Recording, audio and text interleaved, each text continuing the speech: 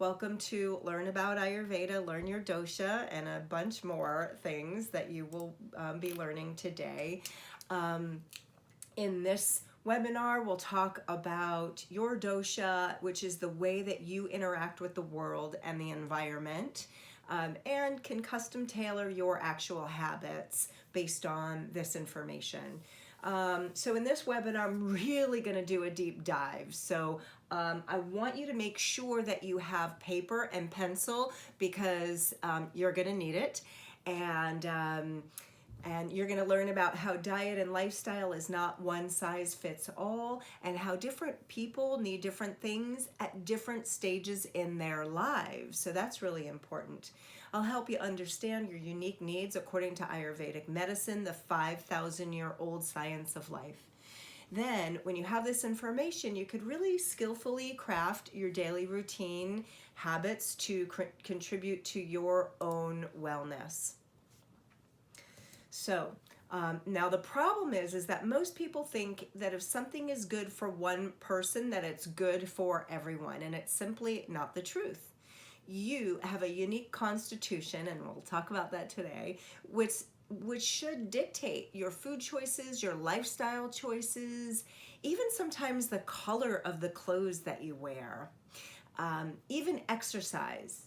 Now, there are certain foods, exercises that are medicine to some and poison to another. Now, I'll share all of this and more today. And if you're one of the first 8 people who registered, you get a quick Ayurveda tongue analysis because the tongue is the mirror of the body and the internal organs. So now Ayurveda teaches us to be more in harmony with nature. When we're in harmony with nature, we're naturally more healthy and happy, and we live longer. But first, we're going to say a little prayer. So if you know this prayer, you could sing it along with me. If you don't, the words are here. So this is a prayer to the teacher. We all have teachers. And in Ayurveda, in any Vedic endeavor, we always acknowledge our teachers first and primary. Our first teachers are our parents, our mother and our father, because they teach us things like how to walk and how to talk. They emulate kindness and teach us how to take care of ourselves. So our caretakers are our first gurus. And so this prayer is for the teacher, all of our teachers. Guru Brahma, Guru Vishnu, Guru Devo Maheshwara, Guru Sakshat, Param Brahma, Tasmai Shri Gurave Namaha. Tasmai Shri Gurave Namaha. Tasmai Shri Gurave Namaha. So think about your teachers as we invoke their wisdom. And the next prayer, again, we always begin at the beginning. And the next prayer is to Dhanvantaram, who is the bringer of Ayurveda, Ayurvedic medicine. And there's a lot of beautiful lore about Dhanvantaram, but I will sing this with you, for you. And if you know it, you can sing it along, and I put the phonetic spelling there. So it's Om Shankam Chakram Jalaukam Dadadam Ritam Gata Charu Dorbis Chatorbi Sukshma Shwachari Hridayam Sukha Parivilasam Maulim Amboja Netram Kalam Bodho Jvalangam Katitata Vilascha Charu Pitam Baradyam Vande Dhanvantarim Tam Nikela Gada Vana Prada Davagni Lelam. And so we honor our teachers and our healers and the bringers of Ayurveda. And here is my Ayurveda guru, Dr. Vasant Lad. So he may look like anybody's grandfather, but he is an amazing healer who he could speak to someone on the phone and he could share with them what is happening just by hearing their voice, or maybe not. Just by knowing their name, he can know what's happening with them. He's a very accomplished Ayurveda Vaidya or practitioner. And here's a quote from him, Dr. Vasant Lad, who says, "There is no life without problems. But when your life is balanced, the problems are welcome. Through this balanced life, you'll face every problem in every walk of your life." I was thinking about including him, and tears came to my eyes just because of how grateful I am to have found Dr. Lad. I'm not going to share that story with you today, but at some point I will. Today we're here to talk about Ayurveda. So first, let me teach you how to say the word Ayurveda. So Ayurveda.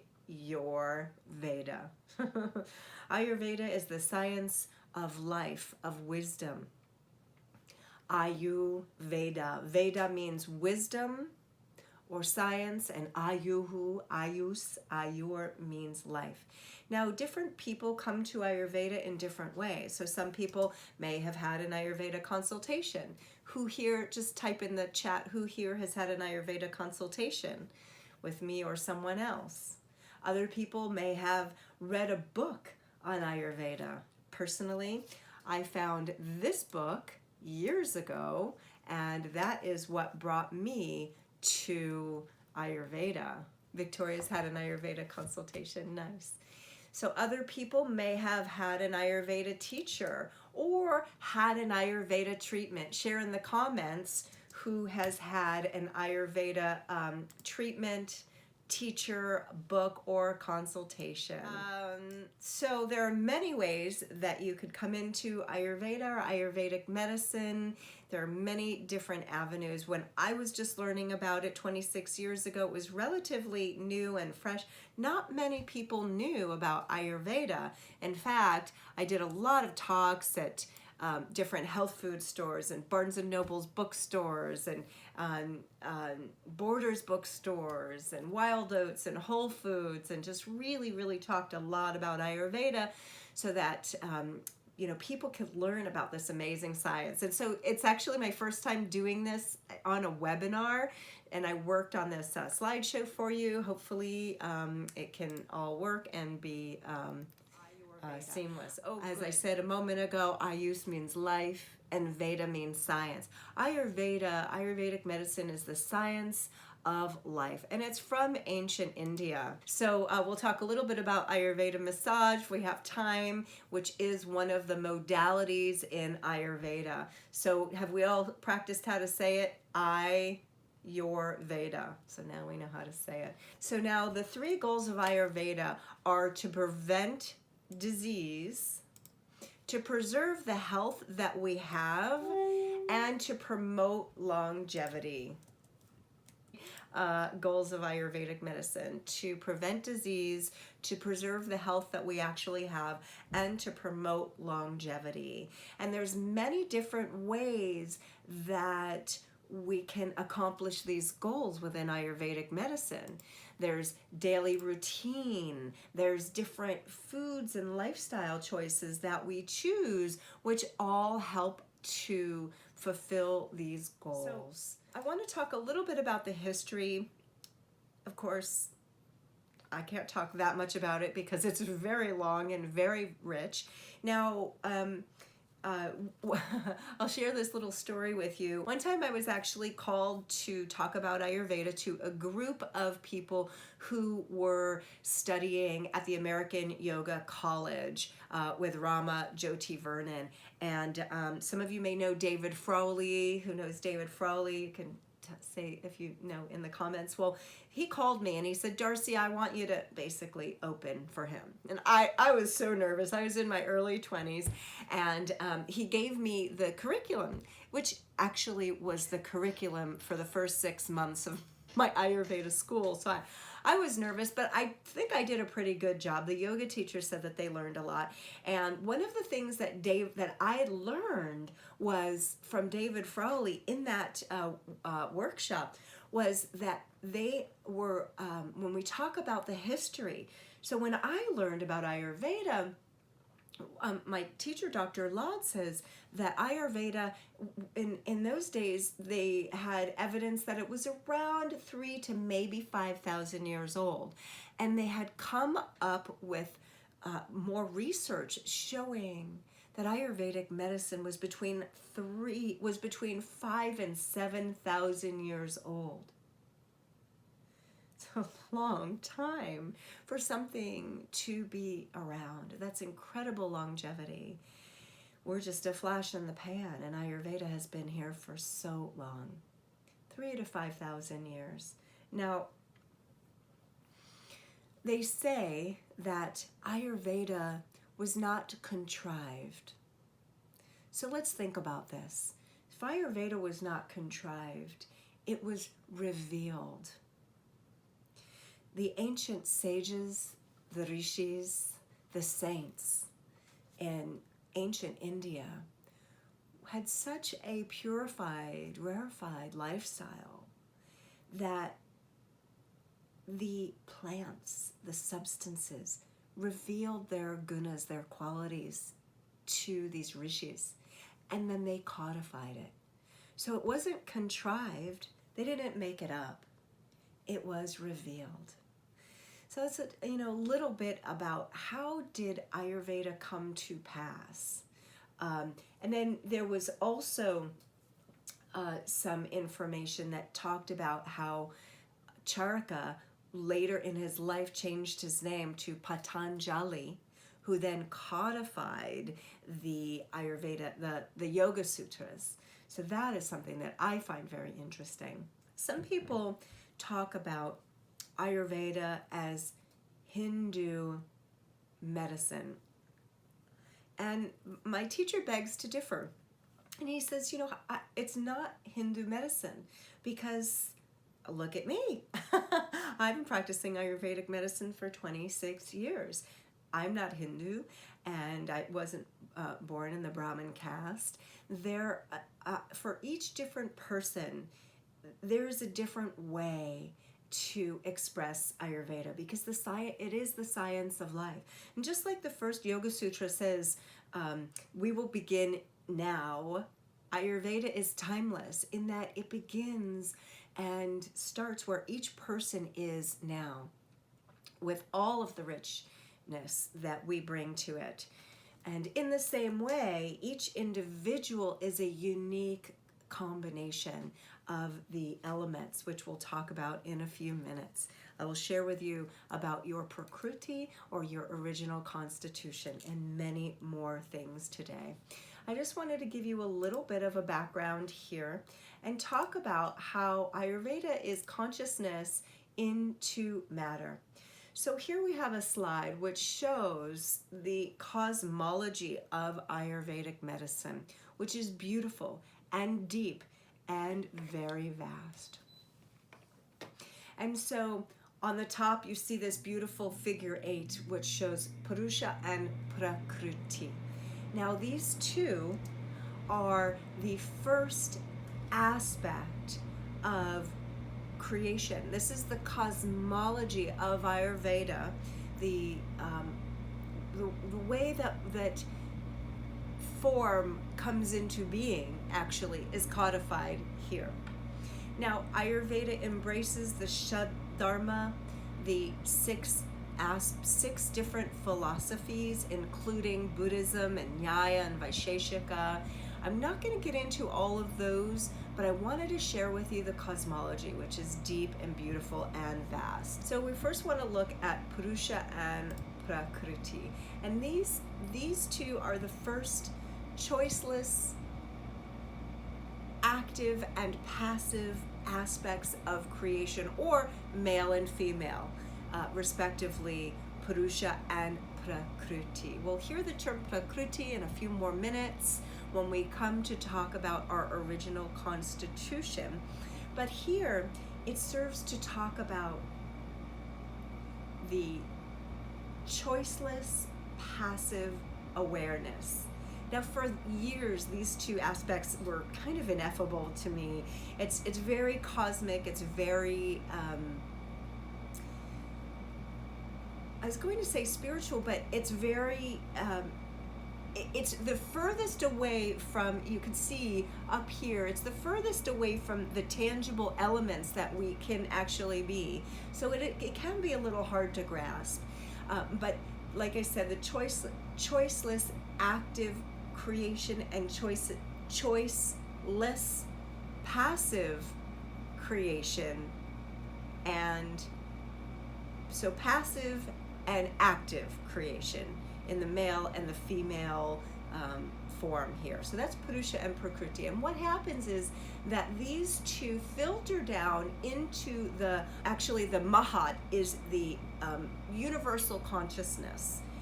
This Buddhi is the consciousness or innate intelligence within everything. Let's just call it that. That's Mahad or Buddhi. Mahad or Buddhi. Now that filters down into, it's like a rosebud, picture of a rosebud here. Dr. Ladd actually drew this picture.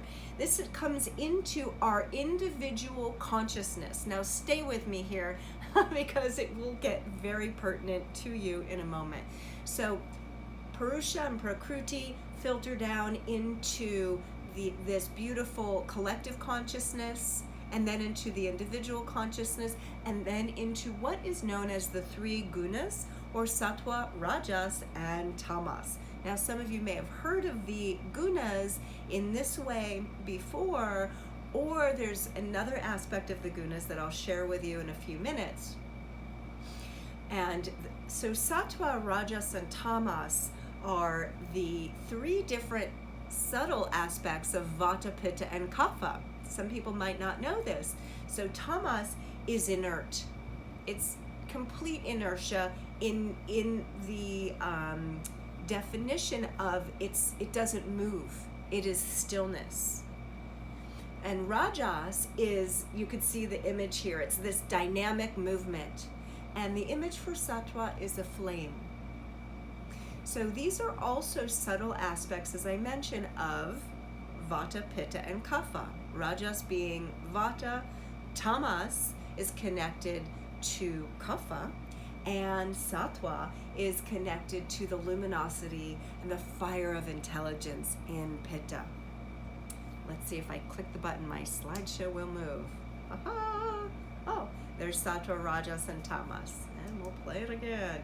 Now, when we drill down into sattva, so this is the cosmology. Somebody's just tuned in, and let's see if this is the actual cosmology of the, let's go back one. This is the cosmology of sattva.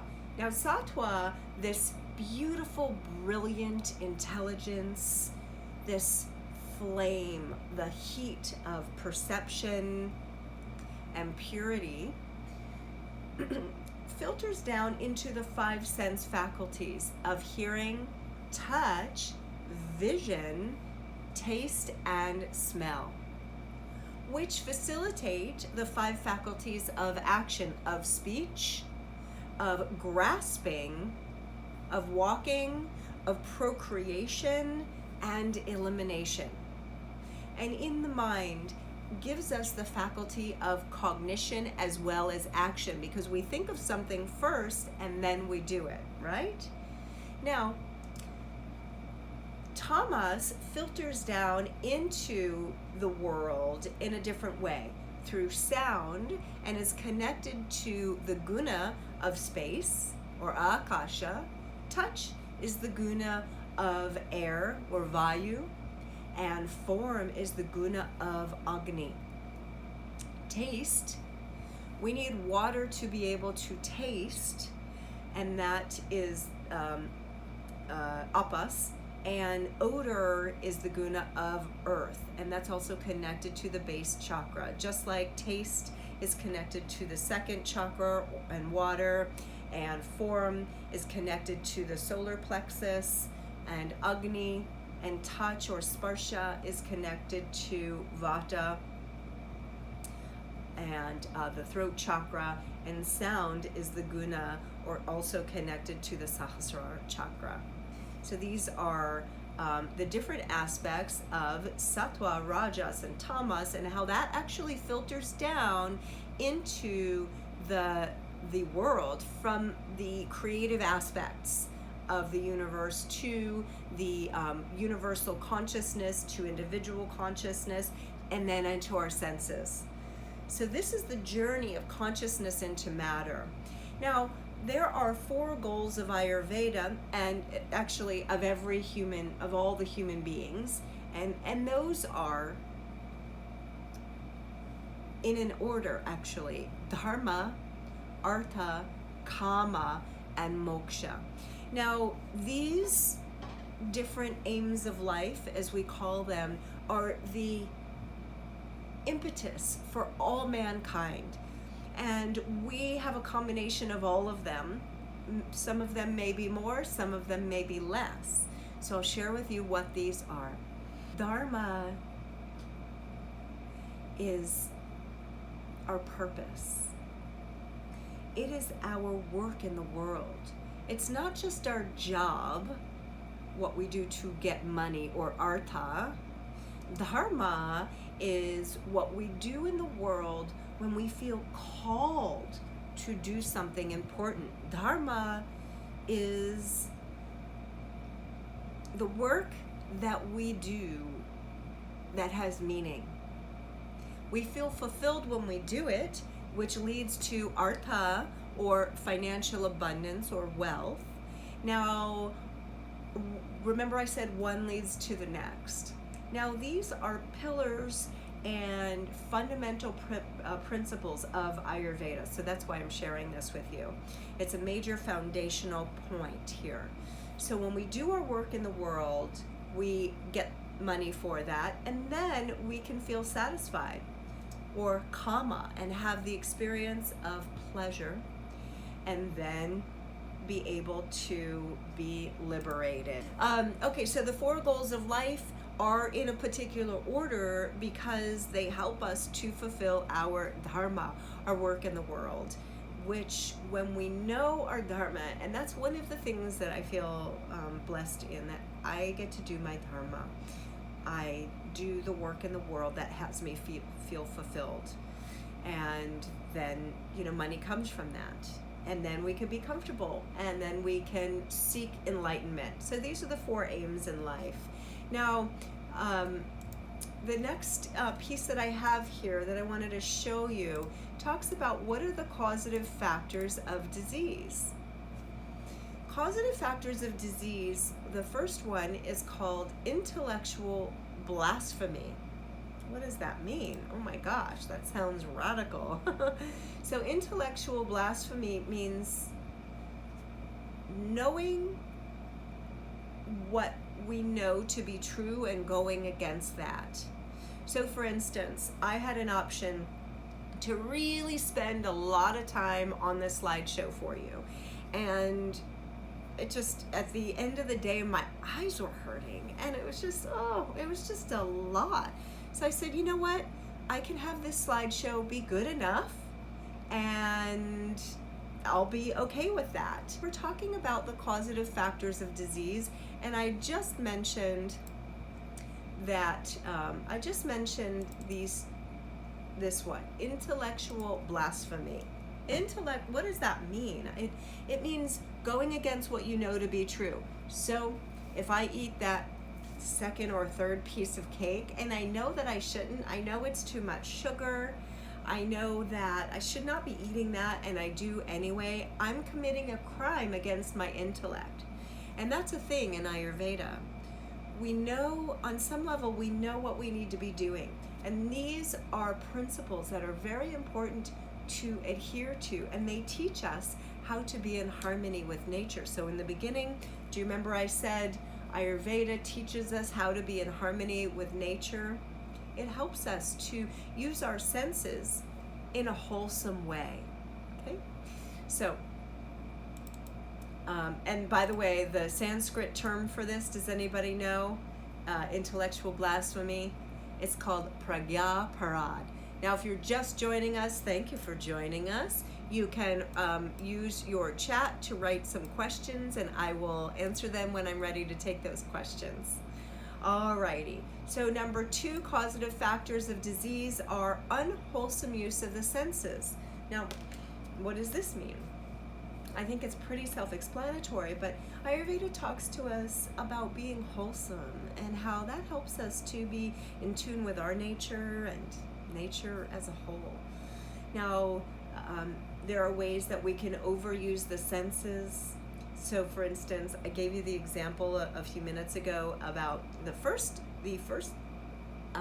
causative factor of disease, going against what we know to be true, or also known as pragya parad, intellectual blasphemy, and how I thought, well, let me build out this really great slideshow for everybody. And then that would have taken me 3 days to do. And then I realized, it would be too much strain on my eyes. And I realized I don't want to do that. So I have a good enough slideshow for you, hopefully. You'll tell me later in the feedback. And that's a way, it also is connected to this second factor of wholesome or unwholesome use of the senses. We can overuse our senses. Overuse, underuse, or abuse. So we can overuse something, we can underuse, or we can abuse our senses. And the next one, the next causative factors of disease is seasonal variations. So here we have seasonal variations. So each season I give you a really good video about being in harmony with the season, and I just came out with my video for the summer. So you want to go check that out. I also have another video called Causative Factors of Disease, so you want to check that one out. And I go deeper into this point. So we'll move on here. In the short version, what are their cures? There's 4 or 5 questions here that the sutra answers. What are their cures? What is the cause of happiness? What is the cause of sorrow? And how can the recurrence of disease be prevented after their manifestation? So the answer, and the text shows us, all disease can be cured in 3 ways: through correct knowledge, wholesome contact with the senses, and seasonal normality. And we'll talk a little bit more about seasonal variation. And again, I did those 2 videos on causative factors and my summer video. So when we turn to fall, I will put out another video for you as well. All right. So now I want to shift and talk a little bit more about the elements and how these elements exist within us, and how sometimes if one of these elements is out of control, how we can create balance and detect that, and how to know our own body type. Who here wants to learn about your own body-mind type? Just type an I do in the comments. By the way, keep your chat open, and that's a really good way to communicate with me. Great. And I will be answering those questions when I take them. So there are 5 elements, and now you'll notice they are in order from the most subtle to the gross. So space is most subtle. Now, sometimes we can't relate to space. Sometimes we might think that it's hard to understand what space is. So think about the container. So here's the container, and space is in that container. Now, it's not air, which can fill the container. It's not fire, which can fill the container. It's not water nor earth. It's simply the space. Now, space, they all have different attributes and elements that describe them. Now, I'm drilling down to the basic, the most granular aspects of Ayurveda. Now, why do I focus on these? Because you need to know them to know yourself. And I'm not saying you don't know yourself, but just bear with me. So space is cold, it's dry, it's light, right? Air is also cold, dry, and light. Fire is what? The opposite of cold. It's hot. And it also moves. So it spreads. Water also spreads, but it's heavy, whereas fire is light. So we're really drilling down and getting granular with the qualities that describe everything in the universe here, including you. All right, so water is heavy, it's cool, whereas fire is hot. Earth is cool, it's heavy, it's dense, it's cloudy, you can't see through it, whereas space and air are clear, right? Now, these 5 elements describe everything in the universe.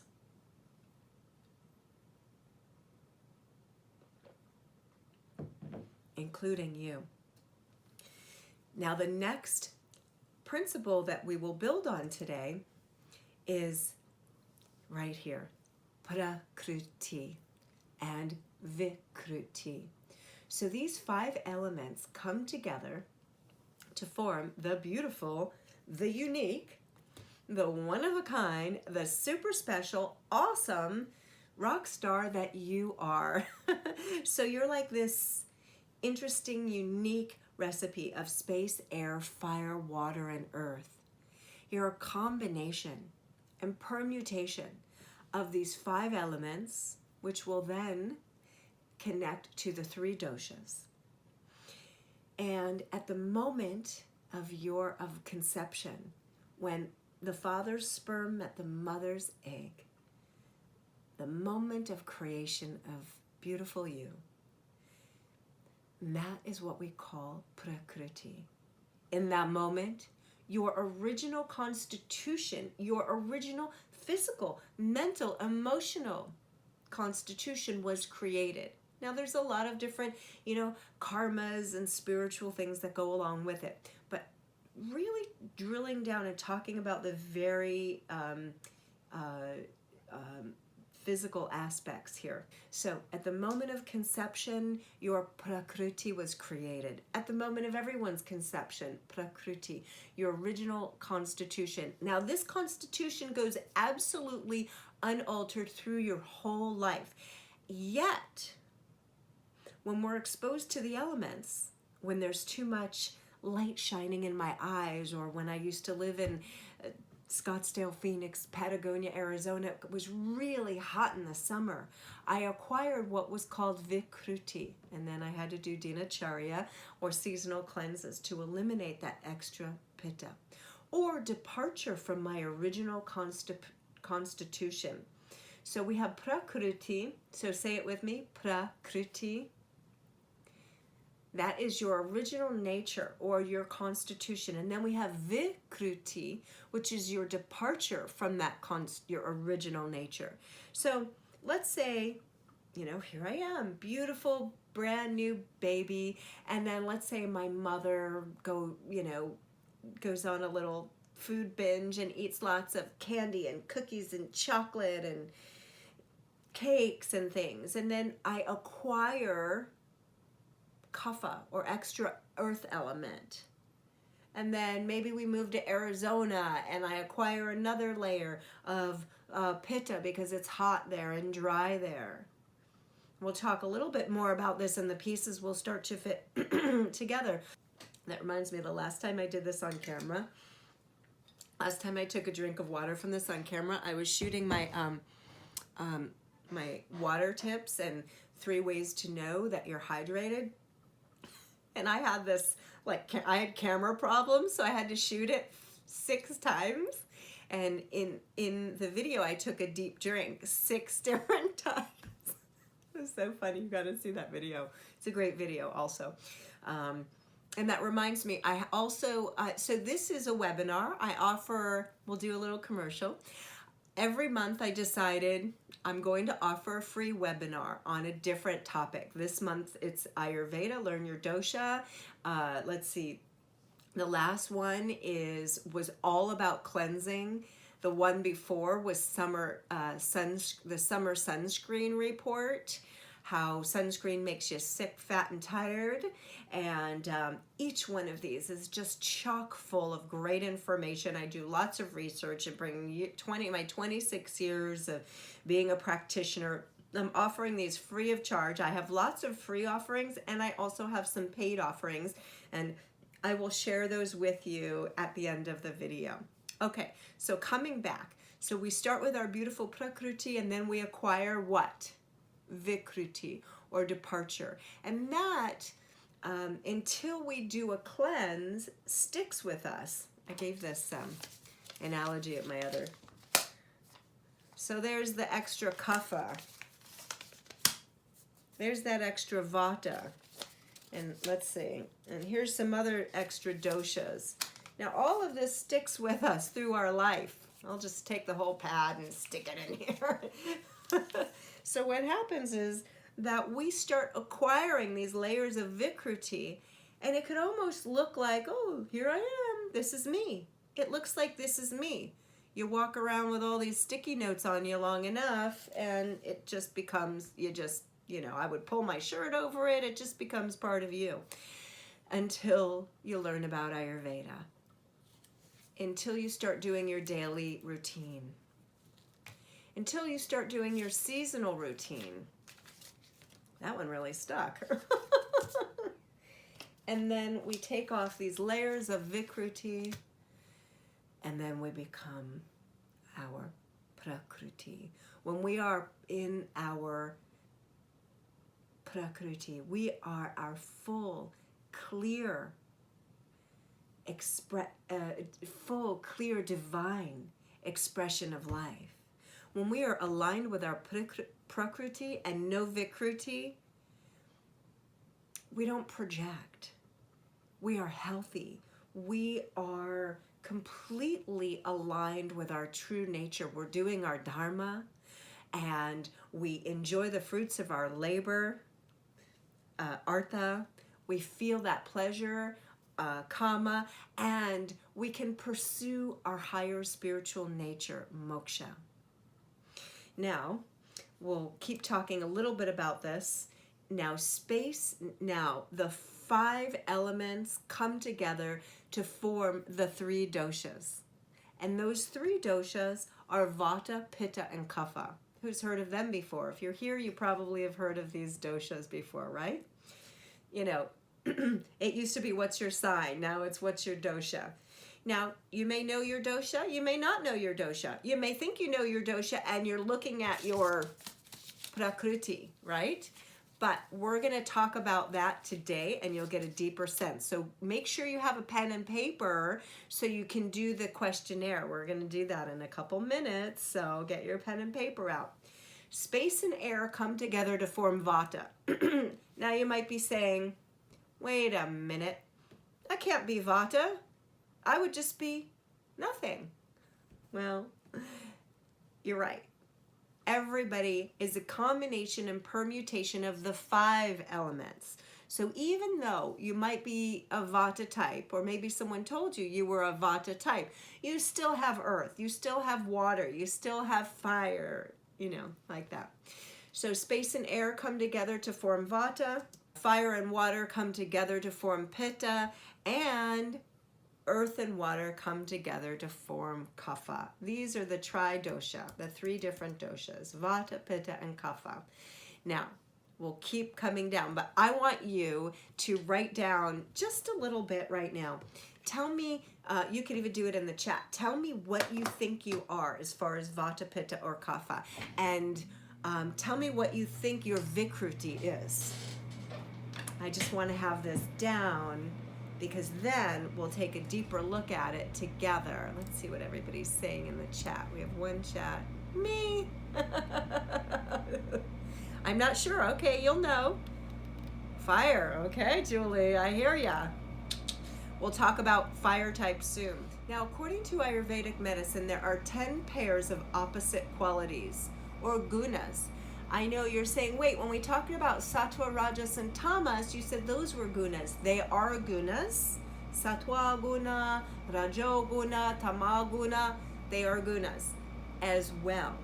Now, there are also 10 pairs of opposites, or 20 qualities. Now, these qualities describe everything in the universe. We'll spend a little bit on it. and they also describe you. As these qualities either increase or decrease vata, pitta, or kapha, or space, air, fire, water, and earth, or describe them, of course. Do you mean character traits? Yes, I do mean character traits. I mean, you'll see. It'll all come around, Stephanie. All right, I'm going to close my chat for a moment. All right, so now it's so funny. I learned these in Sanskrit. Try learning Sanskrit if you think I'm throwing a lot at you now. So these, I love these guys. I don't know if you could tell. I love these guys. Think about which one or ones describes your nature or your vikriti. Alrighty, so the gunas. So guru lagu. So guru means heavy. Isn't that interesting? Our spiritual teacher is heavy. They have to be, because they embody the gravitas of the teachings. A guru has to be substantial. So heavy light, guru lagu. Manda tikshna, or soft and sharp, or slow. Manda is slow. Manda could also be soft. There's a couple of these that are have synonyms. Slow and sharp, manda tikshna. Hot and cold. So pitta is hot, right? And vata and kapha are shita. Who has studied yoga? Shitali pranayama, which by the way is in one of my a suggestion in one of my recent videos. Shitali pranayama, which means cooling breathing exercise, yama or control. And so we use these gunas or qualities to help heal, right? So if somebody's dry, what do? The next pair of opposites. If somebody's all dry, I mean, what do you do when your skin's dry? You put oil on it. In Ayurvedic medicine, just like we need our pillars of dharma, artha, kama, and moksha, we use these gunas to create balance. So for instance, if I'm dry, what am I going to do? Put oil on my skin. I'm going to drink more. I'm going to take more oils.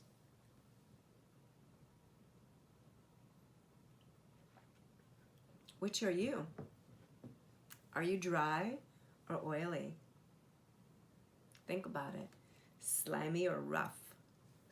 Murdu, kara. Sandara and drava, dense and liquid. So dense, which is like ice, and liquid, which is flowing. Soft, hard, murdu, katina. Static, still, not moving. Now we need this guna to sleep. If we didn't have tamasic quality or static, stira, we could not sleep. If we were too much chala or mobile, we can't sleep. Think about it. So we think about different diseases, disorders, or imbalances. You know, diseases start off small, right? So insomnia starts off small, and then it gets bigger and more pronounced. A little disturbance of vata, little mobility of the mind continues until we bring the opposite, stira, static, right?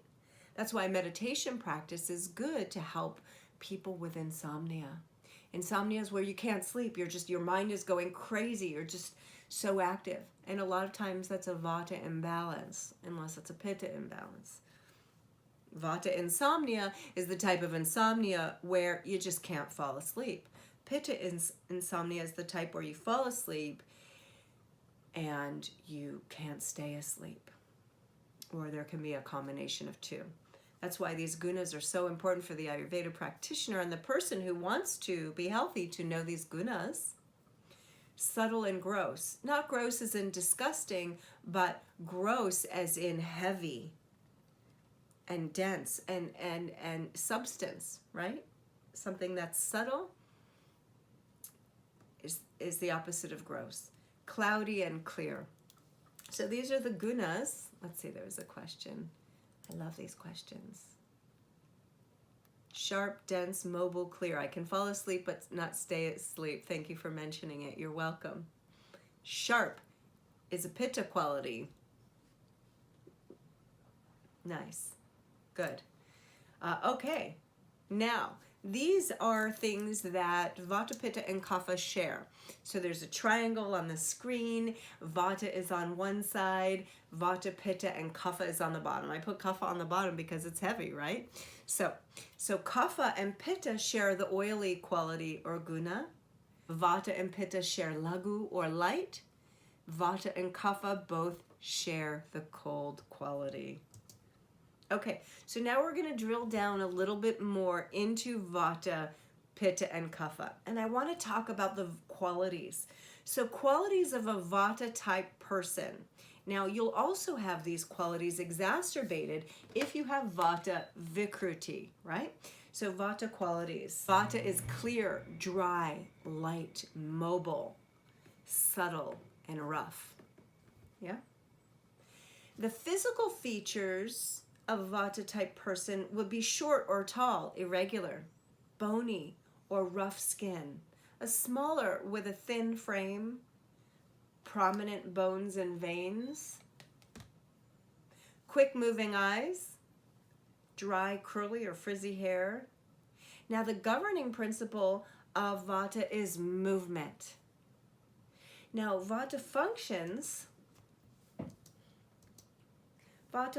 are respiration, all sorts of movement. Think about it.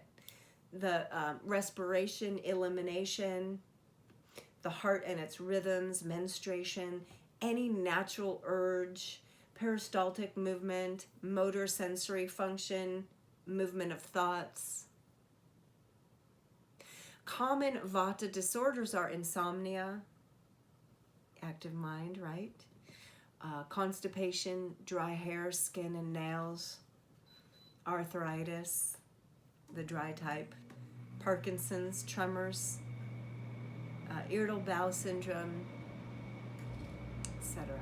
Pitta qualities are hot, sharp, light, subtle, mobile, liquid, oily. Physical features, they're medium build. They usually have, ample muscles or moderate muscle formation as opposed to the Vata, who has a thinner body. They tend to have coppery, reddish or ruddy skin. They could be fair with freckles. Their skin is warm. A Pitta person, when you touch them, they're warm. They're hot. Like my husband, touch him and I'm like, oh, my temperature just went up like 2 degrees. Are you kidding me? Hair red, brown, gray, and or balding. They have sharp angles or facial structure sometimes. You don't have to have all of these things though.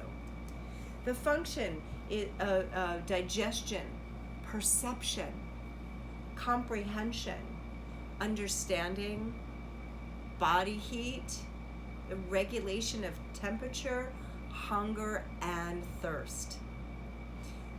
The governing principle of Pitta is transformation, whereas Vata was movement, and Kapha is structure. Common Pitta disorders are anything with an itis. Diarrhea, rashes, anger, acne, psoriasis, burning arthritis, herpes. These are examples of common Pitta disorders. Kapha, so who's getting a sense of what you are? Are you getting a sense of what your prakriti might be now? Kapha qualities. Kapha is heavy, slow, dense, cloudy, slimy, and soft. Dull. Did I say dull? Physical features. Kapha people are the larger build, whereas Pitta people are medium build, and Vata people can be smaller build.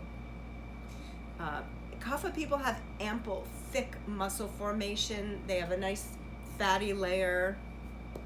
That's kapha right there. Kapha people tend to have big, watery blue eyes and big features, whereas vata could be big or small. Like vata people could have big teeth or small teeth. Kapha people tend to have big, watery. You could always tell a kapha person because they're just kind of, they move, they wiggle. Karen, remember Pam, our dear friend and my neighbor? She was, just kapha. She would talk. She would wiggle like water when she talked. They're sweet, they're soft. Their hair quality is excessive, brown or black hair. Now the function of kapha is lubrication and stability. The governing principle is structure. Whereas with vata, it was movement, and pitta, it was transformation. Common kapha disorders: obesity, lethargy, excess weight, different masses in the body. Gouty arthritis, and mentally can show up as greed or possessiveness. Fatty lipomas. You can be a combination or permutation of one or the other or both or all of them. So somebody could be 3 parts vata, 2 parts pitta, 1 part kapha. It's very rare that somebody's tridoshic or 333. Mostly somebody's 3 parts of, one or the other. Like personally, I am pitta, kapha, and vata. So I'm primarily pitta. I had red hair when I was born. If any of you know me, I'm passionate about things that I'm passionate about. Tend to run hot. But I also got a little, kapha on me too. Now we'll talk a little bit about the psychology. Vata people tend to do things quick. They grasp things quick, but then they forget quickly as well. Financially, vata people tend to make money quick, but spend it on little trinkets. Pitta people tend to get really passionate about something and intense and focused. They're responsible and punctual. Pitta people, their challenge is to manage their energy and their anger. They can be, they can get angry or some version of that. Financial tendencies. Pitta people tend to spend money on luxuries like a nice watch or a fancy car or house, whereas the vata people tend to spend money on, little teeny trinkets, whereas kapha people tend to save money. Vata people tend to be hungry sometimes or just pick. Pitta people can't fast. They have a voracious appetite. Whereas kapha people could fast, but they don't want to. If you need to borrow money, go to your kapha friend, because they will have it under their mattress. Their challenge is just like on their body, where kapha people can tend to hold things. Their challenge is aparigraha, or to release and let go of things. So each of the doshas has its gift and its challenge. Some people say, oh, I don't want to be kapha, but kapha people tend to live longer. So there's a lot of good in kapha. Kapha people tend to be the loyal friends. They're sweet and kind, and when you hug them, oh, that's such a good hug. Now, it's time to get your pencil and your paper out, and you're going to do this quiz. I've broken it up into 3 parts. Now, each part, you're going to write which one you are. Are you slim? Are you medium? Are you large? Now, this, you want to think about this as your prakriti. You'll make 32 lines and 3 columns, actually 33 lines, because we have to tally at the end. If you've always been a slim person, you'll tick off this one right here. You'll put a check mark here. A few minutes with each one. So I'll go through the first couple. Are you slim, medium, or large? So for me, I would put a check mark next to under P, because I'm kind of medium. I'm not large. Body weight, low, medium, or overweight, you'll check whichever that one is. Is your chin thin, angular? Is it tapering, or rounded, or doubled?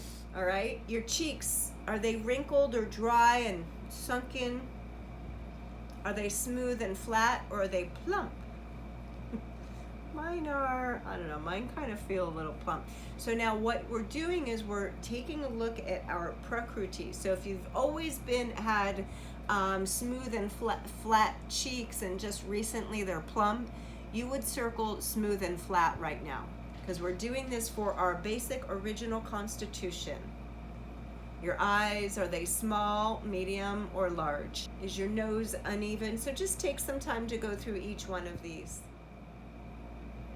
Can I go to the next slide? Just type in, let me know. Next slide. Okay, good. All right.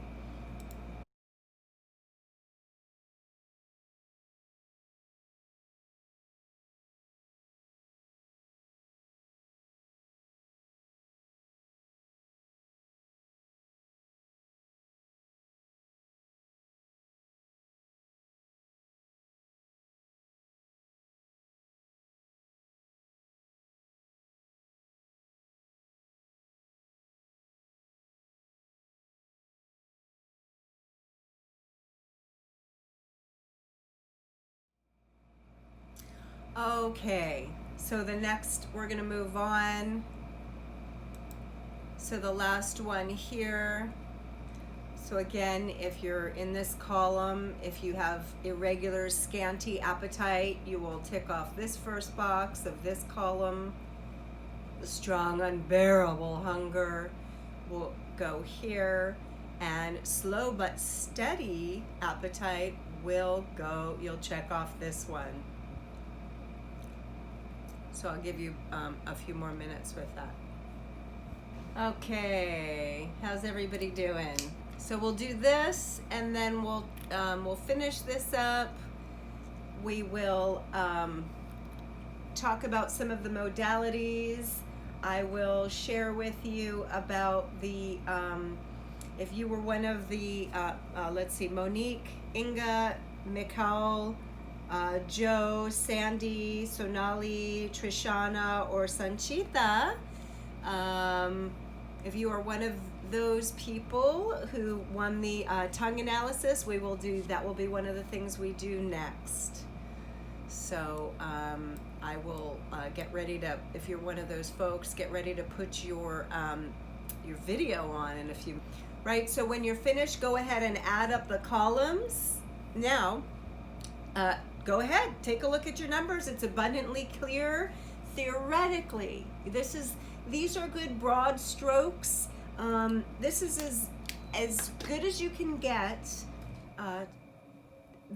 Taking this questionnaire is as good as you can get without doing a consultation. Ultimately, you do want to have an Ayurveda consultation, because a trained practitioner knows really what's happening, can help figure out your prakriti and your vikruti, and be able to distinguish. Sometimes it's hard to see the water if you're a fish, you know. So go ahead and add these up. Obviously, if you have more in the area of vata, you are more vata. Same with pitta and kapha. So that is your ratio. Good job, everyone. So Candy, you are primarily vata. Paula, you are primarily pitta. And accurate response. Yeah, accuracy is all about pitta, Karen. We all have a sense of what that is. Any questions about that? You could write them in the chat. I'm going to move on. So there are three methods that practitioners use to gather information: sparshana, darshana, and prashna. Now, these are ways, even through Zoom, that we can connect with the people who are getting consultations with us, and we could gather information. So us Ayurveda practitioners have trained and honed our own senses so that they are purified, so as best as we can, so that we can get information on our clients. So sparshana means to touch, through feeling the pulse, through feeling the temperature, connecting with a person, and touch in other ways, even with body work, feeling the spine. There's so much information that can be had from just one simple area of the body, such as the radial pulse. Darshana means to observe. When we have darshana with our spiritual teacher, we receive their gaze. And similarly, darshana means to look, to see, to observe. So we observe our patient, our clients, we observe different signs and symptoms. We use our senses of hearing and smell and, we don't use our sense of taste, but we use the other senses to really have an experience of our client, to know what's happening in their body. And prashna means to dialogue, to engage in questions and answers. And these are the ways when I'm doing an Ayurveda consultation that I find out information on my clients. Now, if anybody would like, I have 3 levels of consulting. I have a free 15-minute consultation. If you haven't had one of those, you're welcome to it. I have an hour and a half consultation, and I have a month of consulting. You're most welcome to any or all of these. Here's a couple of links for you. Now, this says time of day, season, life. So I want to share with you a little bit about the time of day and season. In the opening, I said, not everything is good for everyone at all times. There's different times. So there's a clock here, as you can see. Pitta time is midday in the middle of the night. And that's the time when we have our strongest digestion and metabolic processes. Vata time is mid-afternoon, early morning. And that's also a time for higher brain function as well and busy work. Kapha time is early morning and evening. It's a slower time. It's where we're just getting going in the day or where we're winding down for the evening. And there's also time of life. Kapha time of life is when we're young. Pitta time is the middle of the day or the middle of our life. And Vata time is towards the end of our lives. And so there's different seasons as well. Pitta is the summer season. Fall is Vata season. Kapha is winter. And there's other subtleties in here, but I wanted to share this piece with you because it's important. Now, there's different modalities within Ayurveda. There's self-care, there's practitioner care. We can receive different body treatments such as abhyanga or self-massage or massage from a practitioner, consultation, or cleansing and rejuvenation programs. Now, one of the modalities, one of the ways that we can look at the body is as an Ayurveda practitioner. I shared here, the eyes are the windows of the soul, and so is the tongue and the fingernails. People who practice Ayurvedic medicine, they can know what's happening through a certain microcosm, such as the tongue. So now I'll illustrate this, and if we have, is Monique here? I will see if we have our people, and I will give these readings. Hello. Let's try to get you on. Well, hello, Stephanie. Hi. Hello. How is it going? Great.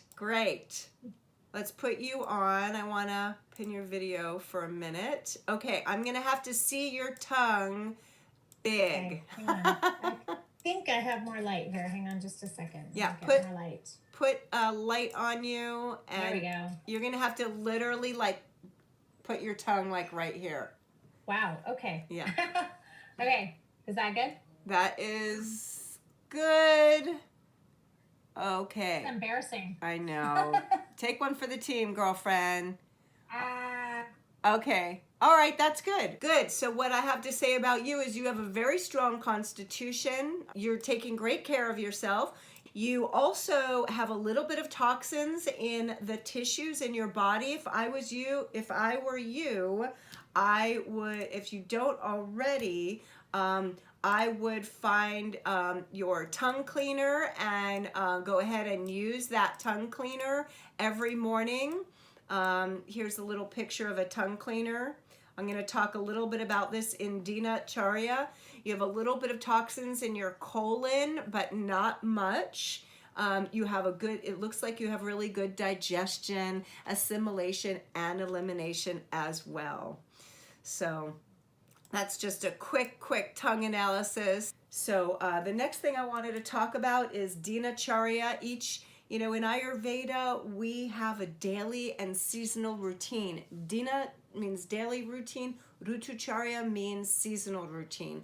And here is where I talk a little bit about our daily routine. So in Ayurveda, we want to get up early during that kapha time. And that helps us to, when we do our dinacharya, it really helps us to be in harmony with nature and connect with the natural rhythms of life. So getting up with the sun is really important. Your ideal daily routine might look like this. You want to arise before or at sunrise, move the bowels and bladder. You want to then go ahead and brush your teeth and clean your tongue with a tongue cleaner. Here's my tongue. The tongue, by the way, is a mirror of what's happening in the internal organs. And just to recap, that's one of the ways that an Ayurveda practitioner like myself looks at the body. So we clean the teeth and then the tongue, and then take a warm sip of water, and then we move our bowels and bladder, do the self-oil massage. If you do that, you can oil your nostrils. After that is a time for exercise and before breakfast. Then we want to shower, do whatever personal hygiene, clip the nails, brushing the teeth.